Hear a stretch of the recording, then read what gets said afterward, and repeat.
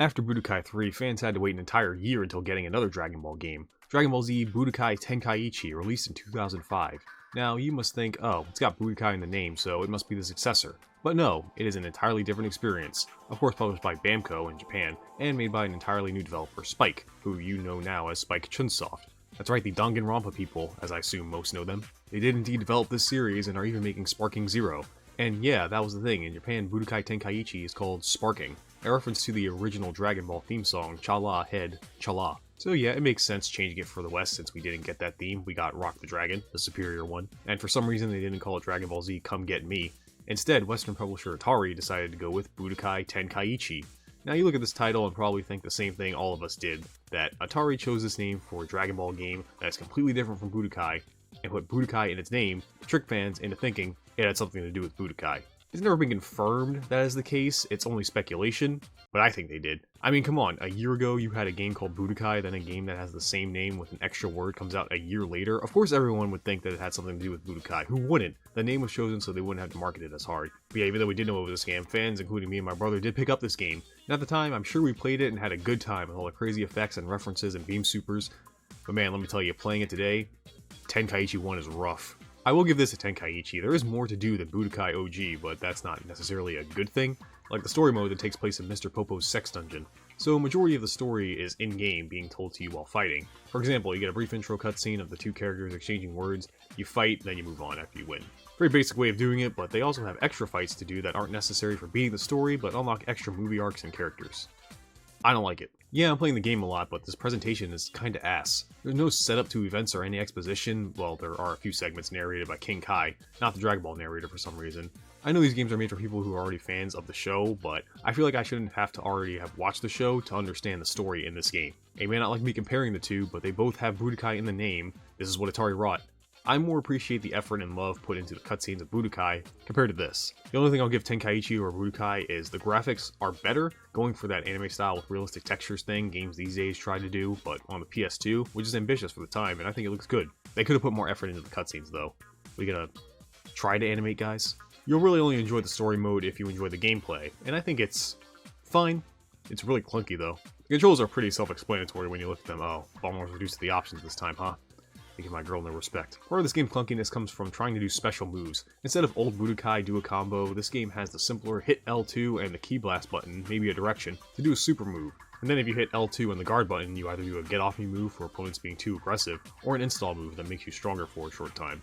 Use this with your blue balls, gotta heed the call of blue balls. The thing I found awkward about this is charging up is also L2, and I found that sometimes when trying to do a special move, if I was slightly off pressing the key button at the same time, I would key charge, missing my chance to attack. Also, for some reason, when you're too close to your opponent, your character will take a step back before doing their move, even if it's a rush move, which is a move that only works up close. It just feels weird. I'm trying as the attacker to keep up my offense on a downed opponent. The game keeps making me back off. I've never played a fighting game that does this. Makes no sense. Another thing was you hold X to dash around, but you don't do it immediately. You have to kinda hold the direction and the dash button for a minute before you start hauling ass. Otherwise, you're in this attack mode that acts like Z targeting in a 3D Zelda game where you just do a bunch of flips and dips around the opponent. To me, it just didn't feel that intuitive. The lock-on especially feels pretty limiting. I get why it's here so you can actually hit your opponent, but I'd prefer it if it was a more manual lock-on. Despite the awkward controls, I still found the game fun. It wasn't really hard either. I played on the default difficulty the game started with, but besides some ones that were made to be stupid, once I figured out the game, it was kinda easy. I was breezing through it. Especially when I discovered how broken rush moves are. There are two kinds of supers, big energy blasts and the real nukes, the rush moves, where your character flies at the opponent at full speed from the entire map away and does was kinda similar to a command grab super. The only way I found to break them is one of your get off me moves, but even then, if they're close enough, they're hard to react to. Not even the AI can react to it. It is in a section in the Majin Buu saga, I had to survive a fight between Kid Trunks and Vegeta. And instead of surviving, I spammed Trunks' rush move and managed to beat him, which the devs clearly didn't want me to do, because it didn't even count that as me clearing that fight. Just booted me back and I had to try again. Oh come on, I don't get rewarded for figuring out you didn't balance a move right? Alright, screw that, let's try some other modes. So there's another World Tournament mode that still has a ring out feature. Why? I mean, I know why. But why? Instead of capsules, you have Potara earrings you collect that serve the exact same function as the capsules in Budokai, making me wonder why this game didn't also just use capsules. Makes more sense in the context of collecting things rather than Supreme Kai Trip. Either way, I decked out my main for this game, Scouter Vegeta, and tried the last single player mode, Ultimate Battle, a mode that seems complicated with a point system and a ladder. It's just 100 battles back to back, and I kinda like this mode. I don't know, a ladder of enemies that get harder as you progress is more interesting to me than a standard arcade mode, at least. And you want an example of how OP rush moves are? Watch this Videl beat my ass. Ready, go! Portuguese have that. Portuguese has the best move in the game. Makes sense for the best character. Oh my god! He's unbeatable, dude. He's just gonna keep spamming that.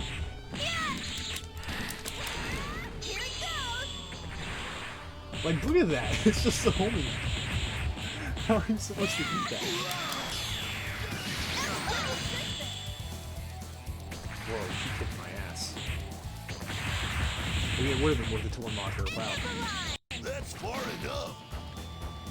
This is all thanks to Gohan. Don't give him any credit. And yeah, I was pretty much done with the game after that.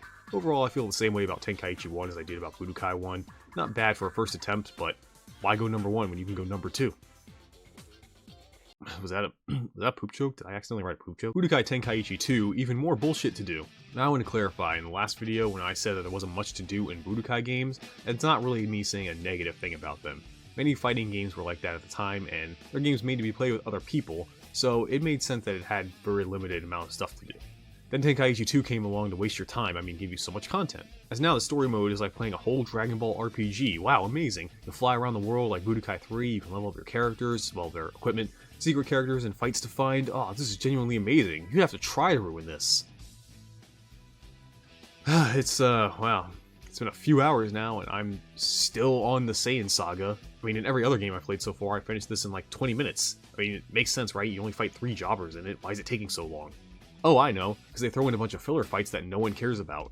Why am I playing the training arc of Krillin, Tien, Yamcha, Chaozu, and Yajirobe? Half of these motherfuckers are gonna die, who cares? And oh man, do I get to fight a lot of Cybermen? You bet I do. Well, after almost 2 hours, I finally beat the Saiyan saga, so now we can finally move on to the Frieza saga. What the fuck is Tree of Might? Oh, it's a movie that they put in between the 2 actual arcs to pretend to have continuity like that matters in Dragon Ball. And still, I've not seen any Dragon Ball movies. But this one is apparently about an evil-looking Goku named Turle, which is up there as one of the worst names for a villain I've ever heard, who uses a magical tree to give him super special, awesome superpowers. People actually like these movies? My god, does this story mode drag on. Between showing useless fights no one cares about and throwing in the movie plots, I feel like I'm playing one of those long YouTube videos of someone describing in excruciating detail the plot of an anime, which is dumb. Who makes a video like that? Actual cutscenes for me are mixed. Each arc starts with the original Dragon Ball narrator finally got this guy explaining the plot of the arc. Then the in-game scenes are actually done with the models, and most of the time, it's just kind of them standing around. We're gonna try animating guys. Oh shit, they actually do sometimes with fully choreographed fight scenes. That's cool. I want more of that. Ultimately though, I did not like this way of presenting the story. The flying around and leveling up is great, keep that. Just... Look man, not every bit of the Dragon Ball story is good, you can cut stuff out.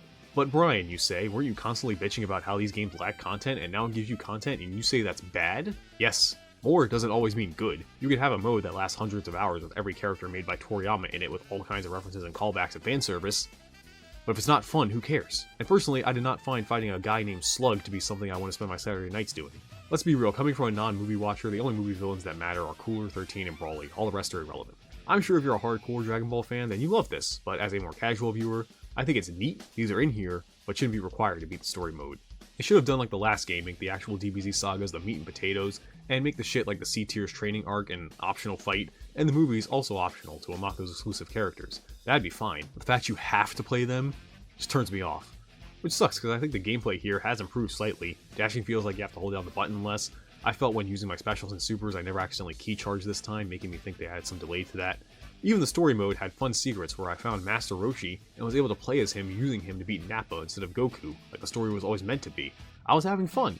In fact, my favorite part, no joke, are the menus. Not like the UI, graphic design is my passion, but how the characters talk to you in each menu. You got Bulma in the data center to save game characters, King Kai to fuse Potara earrings to get new characters and items, Baba Shop to buy those items, Chi-Chi in the options, Videl in the Dragon Ball Z Codex, which I'm not reading, I don't care about turtles, one of the best anime couples ever in the training mode, Trunks in the multiplayer, Korin in the ultimate mode, step down from Satan, honestly, 18 in the world tournament, and of course Goku and Gohan in the main menu. And I don't know, man, I like it. It just feels like they care when I see this. Characters talking to you about the modes in character with OG voice actors just add so much personality to what can just be text on a screen.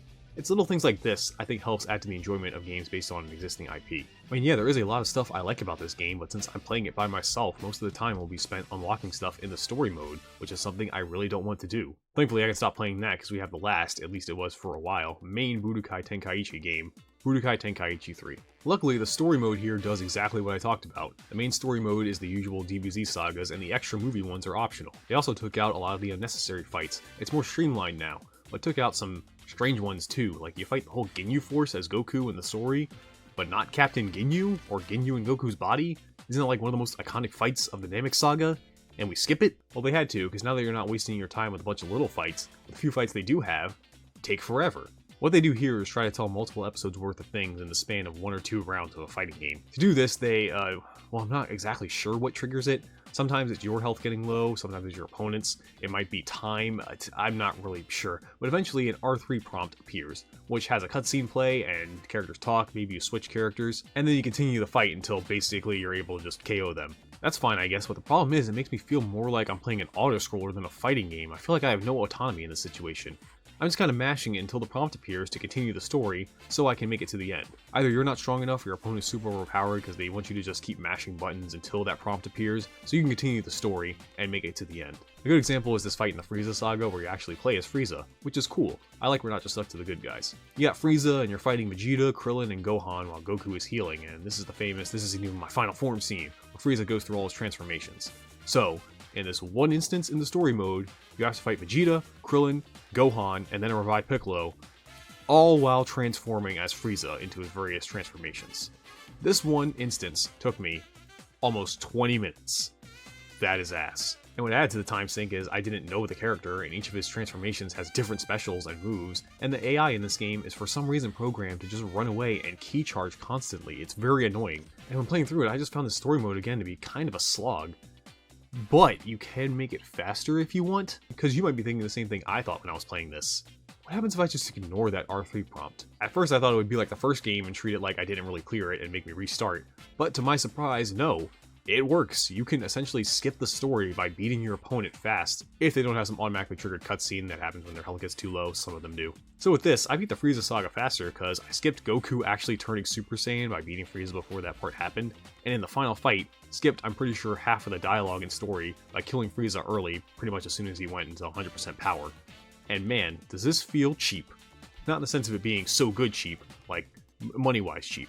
Look, I don't know about you, but I play a story mode for the story, to see how it's presented, and how they want to represent the DBZ world, and making it a feature in your game to skip all that, if you're good enough, is cool for speedrunners. To me, it comes off as, look, we realized all this R3 is bad for your health, so just mash and win.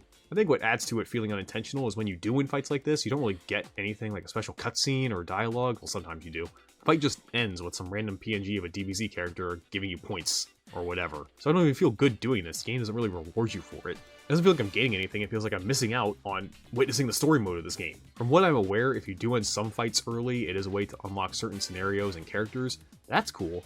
But if you're going to put that in the game, make every fight give you something for ending it early, like at least an item or something. Otherwise you just go, oh, it's over? Okay. With all that said, I do think this is the best story mode in Tenkaichi so far.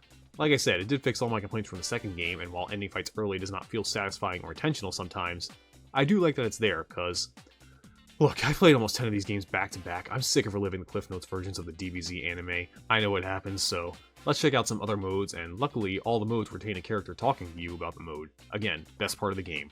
I love you, Great Saiyan Man! Speaking of characters, alright, let's talk about the most infamous thing about this game. All the fucking characters. Which thankfully, most of them are actually unlocked right away, with some obscure ones unlockable, like Nail. If you're unaware, there are a total of 161 characters in this game, but most of those are alternate forms of one character, so in reality it's 98. Still nothing to sneeze at. If you ask me though, I like Dragon Ball. I like it a lot. I like a lot of these characters. Not all of them need to be playable. Sorry, Q fans. Yes, I know it's cool they are playable, and it's the appeal of this franchise, is what the new game's whole thing is about. But why though? Because the problem with a roster this big is not everyone is going to get the same care and attention. Jobbers usually get generic beam and blast attacks or rush attacks. And all the, important characters are the ones who get the big balls to the wall animations and supers and obviously have a lot of time and effort and care put into them because, they're the ones that matter. And while I've personally never done it, I know there are people that take this game seriously competitively, and when having such a large cast, there's going to be some broken shit you just wouldn't consider because you gotta model and animate 100 characters in under a year. And when considering that, I don't think balance is going to be a dev's top priority. Because let's be real, a lot of these assholes play the same. I'm not just talking about the different forms. I mean, a lot of them are just some asshole that shoots big beam supers. I'd say a good 50% of the cast don't feel very distinct. And for fuck's sake, Bamco's Spike, whoever, when I went on my rant about the lack of waifus in DBZ games last time, I didn't mean, give us the hot blue girl from a movie I don't care about, who's just another one of those assholes that shoots generic beams. I meant, I want something different gameplay-wise. Give me a stance launch character or a Bulma trap-like character with capsules. Is it that hard? Aurelia being playable is pretty cool though. Well, besides story, we just got the usual world tour and the 100 battles mode, but there is one new mode here, the Sim mode. Not like Sims, it acts more like a visual novel-like simulator where you have 10 days to raise your stats, being attack, defense, and health, doing RNG training activities that have a chance to either raise or lower the desired stat. Then you fight a character, and if you lose, you start over. If you win, you keep going until you lose. And honestly, this mode kinda slaps. Like I said in the Budokai video, fighting game modes will always just be a series of fights, so they need to add something to spice it up. And this little RNG factor of your stats getting raised or lowered was enough for me. I could see myself legit playing this for hours, just rolling the dice to see if I get big stat boosts. It's also where they shoved all the undesirables like King Kai and Korin, and Bulma, just make her playable! Oh yeah, I haven't really talked about how this game plays, have I? It's fun. What do you want from me? I'm not going to go in depth for Budokai Tenkaichi. This is the definition of a game you play with friends, grab some beers, and you mash buttons. Sure, it can go deeper if you want. At least when I knew people that were taking PS2 Dragon Ball fighting games seriously, all the sweaty people were playing Super Dragon Ball Z. I do think this game has maybe too much mashing. I mean, you mash for combos, you mash to recover, you mash in clashes. I mashed so much while playing this game, legit, after almost 2 hours, my thumb started hurting. Oh my god, I'm not gonna lie. I've been playing this game for 2 hours, and because I've just been mashing one button, my thumb is getting sore. And honestly, I didn't feel that much of a difference between this and 2. They nerfed rush moves, I noticed that, being more interruptible now, so that sucks for my main, the Great Saiyan Woman. Just again, do we need all these assholes here? Okay, before we go, I want to briefly touch on the PSP game Tenkaichi Tag Team. It's fine. Honestly, it's a good port of the Tenkaichi formula and engine in toilet playing form. Yeah, okay, I don't know the PSP anymore, right? I only have a PS Vita. Almost as useless, I guess. Looks like I'm also out of toilet paper.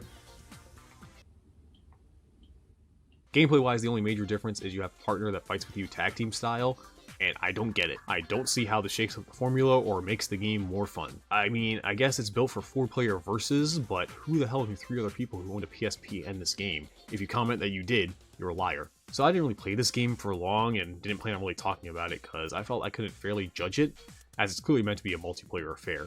Another reason I'm not talking about it much is I could not get through the story mode. Not because it was hard or even bad. Actually, I think this is my favorite story of the Tenkaichi games. It's all told through these chibi models and the dreaded anime stills, but here it's justified as it helps illustrate what the models can't. And the dialogue gives you actual plot details, so you can follow along without having to have seen the anime beforehand. What a concept. And like Tenkaichi II, you can fly around the world of Dragon Ball Z. Doesn't look as good, sure, and there's no leveling up, but there are side quests and hidden secrets to find, so you're still encouraged to explore. And yeah, things like graphics, lack of cutscenes, and not being fully voiced, I can forgive since it's on the PSP. I mean, have you seen that thing? It barely works as toilet paper. So if I like all that, why couldn't I finish the story? Like I said, man, I'm just sick of fucking Dragon Ball Z. I've been playing the same story over and over for the past several weeks. Remember, these games came out about a year apart. By then, you pick it up, it's like a nice refresher every now and then. Playing these games back to back, week to week, it was like a man with Alzheimer's kept forgetting where he left off in the story, and kept starting over.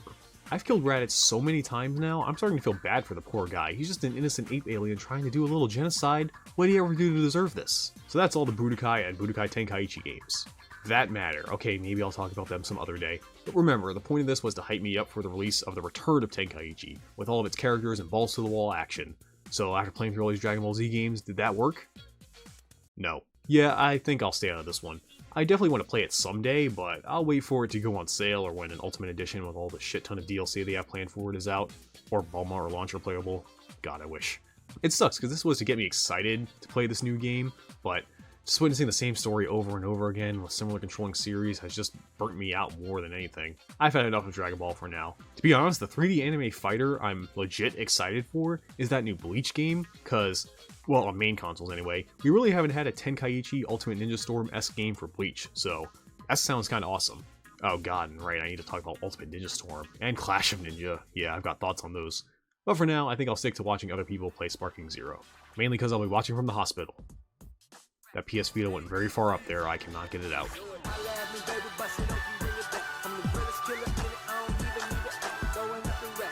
just throwing up the rap, baby, stack it to the ceiling.